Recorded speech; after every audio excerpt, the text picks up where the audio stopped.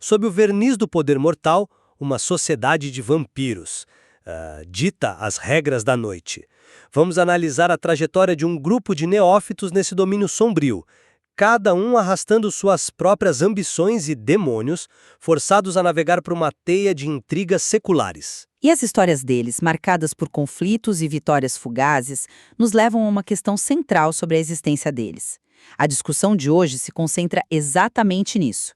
Eles foram os arquitetos de seus próprios destinos ou eram, na verdade, meros peões em um jogo cujas regras e jogadores mal conseguiam enxergar? Meu ponto de vista é que, apesar das pressões esmagadoras, foram as escolhas, as habilidades e, claro, as falhas de cada um que, no fim das contas, determinaram seus caminhos. Eu vou argumentar que a vontade deles era, em grande parte, uma ilusão. Desde a noite em que chegaram, foram manipulados e movidos por poderes que operam nas sombras há séculos, muito antes de suas não-vidas sequer começarem. Eu discordo. A agência deles é o fio condutor da narrativa. Vamos aos fatos. Richard P. Kennedy, o Ventro, ele não ficou esperando as coisas acontecerem. Ele usou de forma ativa seu conhecimento do mundo dos negócios para erguer um pequeno império, com um restaurante e uma boate. Foi ele quem tomou a iniciativa de negociar diretamente com Lana Parker, a anciã Brujá, um movimento arriscado e totalmente autônomo. Sua queda e eventual fuga da cidade não foram um capricho do destino, mas uma consequência direta da sua própria ambição por alta visibilidade, que, claro, atraiu a atenção da tecnocracia. Ele escolheu o risco. Eu vejo esses mesmos fatos sob uma luz bem diferente. Acredito que eles eram marionetes, e os fios estavam visíveis para quem quisesse olhar. Assim que chegaram, foram imediatamente instrumentalizados pela princesa Claire Miller. Robert Hoover não escolheu ser algoz, ele foi transformado no algoz dela, recebendo ordens diretas que o impediam de agir por conta própria, como a proibição explícita de investigar os desaparecimentos que tanto o intrigavam, sabe? Santo Oscuro foi usado como uma sonda descartável, enviado para Chinatown para cutucar um inimigo que a própria princesa não queria enfrentar. Eles não eram jogadores, eram as peças de abertura no jogo de outra pessoa. Mesmo que fossem peças, as ações individuais deles mudaram o tabuleiro. Veja o caso de Santo Oscuro, o espião La Sombra. Ele agiu segundo a sua natureza. A decisão de se infiltrar em Chinatown, de negociar uma troca de sangue com a maga Madame Gao, um ato de imensa arrogância, de curiosidade e, o que é crucial, de confessar tudo à princesa. Foram escolhas dele. Foram esses erros táticos, nascidos da personalidade dele, que o levaram à morte final, não um roteiro pré-escrito. E o que dizer de Peter Lung? O Caitiff, assumidamente uma ferramenta de Abner, demonstrou uma capacidade de ação impressionante. Sua aliança com o lobisomem Mason Stone foi um ato de puro desespero e estratégia que ninguém poderia ter previsto. Uma escolha que garantiu sua sobrevivência e o sucesso de uma missão que parecia suicida. O conflito central que definiu a não-vida deles, a guerra territorial entre o Matusalém Abner e a maga Madame Gao, já existia muito antes deles chegarem. Eles não começaram nada. Foram, jogados no meio de um incêndio que já consumia a cidade. E a trajetória de Robert Hoover é a prova mais contundente da manipulação. Ele descobre, da forma mais brutal, que suas memórias e ações foram condicionadas pela dominação de Abner. O momento em que ele atira numa médica no hospital, agindo contra a própria vontade, aquilo destrói qualquer noção de livre-arbítrio. Ele não era um agente. Ele era uma arma empunhada por outra mão. Sua suposta lealdade e serviço à camarilha não eram dele, eram programados. A crônica se inicia com eles tentando se estabelecer. Kennedy construindo seus negócios, Hoover tentando ser um algoz exemplar, Oscuro começando suas investigações. São os primeiros movimentos deles no tabuleiro de Washington. Podem ser movimentos pequenos, mas foram eles que os fizeram, baseados em quem eles eram. Eles estavam agindo, não apenas reagindo passivamente ao que lhes era imposto. Mas essa ação era livre ou apenas permitida? Na mesma noite em que Hoover se apresenta à princesa Claire, ela o proíbe de investigar os sumiços que eram a principal preocupação dele. A autonomia dele é cortada pela raiz antes mesmo de ter a chance de florescer. E Oscuro, ao entrar em Chinatown, ele não se destaca por sua astúcia. Ele se destaca porque pisa num vespeiro, um território já demarcado por predadores muito mais antigos. Ele não descobre nada. Ele é notado, atraído e manipulado por Madame Gao desde o primeiro instante. A decisão dele de trocar sangue com Gao, de se deixar levar pela curiosidade e pela promessa de poder, foi uma falha de julgamento catastrófica. E pior, a confissão posterior dele a Claire foi isso que selou seu destino. Ele se entregou numa bandeja. Ele deu aos seus superiores a justificativa perfeita para sacrificá-lo. Mas ele tinha alguma outra opção real? Ele era um assombra, recém-chegado numa cidade da Camarilla, sem aliados, enviado a uma missão que ninguém entendia.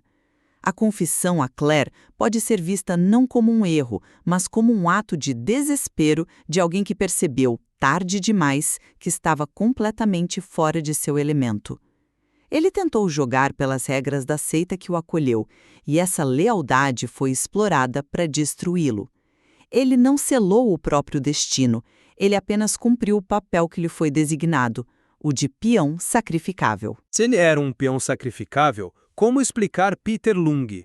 Ele era, por definição, um instrumento, mas quando foi confrontado com uma missão impossível, matar Madame Gao, ele não seguiu o plano. Ele improvisou da maneira mais radical possível. A aliança com Mason Stone, um Garou, é uma quebra de todas as regras da sociedade vampírica. Isso não estava no roteiro de Abner. Foi um ato de pura agência nascido da necessidade de sobreviver. Ele usou a única carta que tinha, por mais improvável que fosse, e venceu. Será que venceu mesmo ou apenas cumpriu seu propósito de uma maneira inesperada? A aliança com o lobisomem causou o caos que Abner precisava para enfraquecer a posição de Gao. Talvez o método não fosse o previsto, mas o resultado final serviu perfeitamente aos interesses de seu mestre. A agência de Lung pode ter sido só uma variação tática dentro de uma estratégia maior da qual ele não tinha o menor conhecimento. Ele pode ter pensado que estava quebrando as regras quando, na verdade, estava apenas desempenhando seu papel de forma mais eficaz. Isso é pura especulação. O que vemos nos fatos é um indivíduo desamparado que forjou uma ferramenta de sobrevivência do nada. Mas vamos ao ponto que você levantou, que é o mais forte do seu argumento. A manipulação de Robert Hoover. Eu admito que a revelação do controle de Abner é devastadora. É um dos momentos mais sombrios da crônica. É mais do que sombrio, é definitivo. A cena no hospital é a chave de tudo. Hoover e Alana Trent, ambos ventre, agindo como autômatos, atacando a médica que cuidava da carniçal de Hoover, a Annelise. Eles não têm controle. E a aparição de Abner logo depois, revelando que eles o estava testando, confirma a verdade terrível. As ações de Hoover, sua lealdade, seu zelo como algoz, nada daquilo era genuinamente dele. Como a gente pode falar de escolhas quando a própria vontade foi sequestrada por séculos de maquinações de um Matusalém? Eu entendo perfeitamente o seu ponto. A revelação é um golpe no conceito de livre-arbítrio. No entanto, eu argumento que o reconhecimento dessa manipulação se torna, paradoxalmente, o primeiro ato de agência verdadeira de Hoover. A partir do momento em que ele sabe que está sendo controlado, ele pode começar a lutar contra isso. Cada ação subsequente é tingida por essa consciência. Lutar como? Ele não consegue resistir à dominação de Abner. Ele continua sendo uma marionete, só que agora uma marionete consciente de seus fios. Isso não é liberdade, é uma tortura ainda maior. A prova é que, mesmo sabendo de tudo, ele continua a servir. Ele não se rebela, não foge, ele apenas troca de mestre. Não vejo dessa forma. A decisão dele de seguir Peter Lung e, no final, cooperar com ele para entregar a cabeça de Gao à princesa é um ato de puro pragmatismo. Ele sabe que não pode derrotar Abner, ele sabe que é uma ferramenta, então ele decide ser uma ferramenta útil para quem está no poder no momento Ele usa a revelação da sua própria servidão como uma moeda de troca para sobreviver e garantir uma posição. Ele não aceita a submissão total, ele a negocia. Ele joga com as péssimas cartas que recebeu. Isso é agência sob coação extrema. Negociar a própria coleira não é liberdade. É escolher uma gaiola um pouco maior. E vamos olhar os resultados finais de todos eles, porque é aí que a verdade se revela. Santo Oscuro encontra a morte final, sozinho num beco, consumido pelo sol depois de um frenesi por sangue. Um peão descartado. Richard Kennedy, o suposto empresário de sucesso, é forçado a abandonar tudo o que construiu em Washington e recomeçar do zero em Nova York. Não foi uma escolha dele. Foi uma ordem direta de Claire e de sua senhora, Catarina, que o viram como um peão que se tornou visível demais e, portanto, um risco. Mas ele sobrevive, ele recomeça. A resiliência de Kennedy é uma prova da sua força de vontade. Ele não foi destruído. Foi forçado a se mover, sim, mas a capacidade de se reerguer em outro lugar é um testemunho de sua agência pessoal, de sua capacidade de adaptação. E Robert Hoover. E troca a servidão a Claire pela servidão como arconte da Justicar Ofélia. Ele simplesmente muda de mestre, perpetuando seu papel de ferramenta, agora num palco maior. Ele nunca se torna um mestre do próprio destino. E o caso mais claro de todos é o do jovem Adrian Stevens, o Tremere. Ele sobreviveu ao brutal processo de seleção do clã, um feito notável. Mas qual o resultado? Ele não se tornou um mago poderoso e independente. Ele foi desconstruído e refeito como uma ferramenta perfeitamente leal e obediente à pirâmide. A vontade dele foi sistematicamente aniquilada e substituída pela vontade do clã. Nenhuma dessas trajetórias termina em autonomia verdadeira. Crônica nos mostra um mundo governado por conspirações milenares. A autonomia verdadeira, nos moldes mortais, talvez seja impossível, mas a agência individual ainda existe em momentos cruciais. A aliança de Peter, a resiliência de Kennedy, a tentativa de Hoover de navegar em sua própria manipulação. Tudo isso demonstra que as escolhas pessoais, mesmo que pequenas, ainda podem alterar o curso dos eventos. Eles podem não controlar o jogo, mas os movimentos que fazem no tabuleiro ainda importam.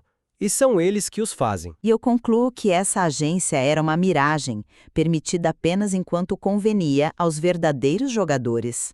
A dominação de Hoover por Abner, o sacrifício de Oscuro como isca e a completa submissão de Adrian ao clã Tremere são evidências irrefutáveis de que suas jornadas não foram sobre autodeterminação, foram sobre a brutalidade de ter um papel imposto a eles numa guerra eterna. A liberdade deles era apenas o espaço que lhes era concedido dentro de uma gaiola invisível.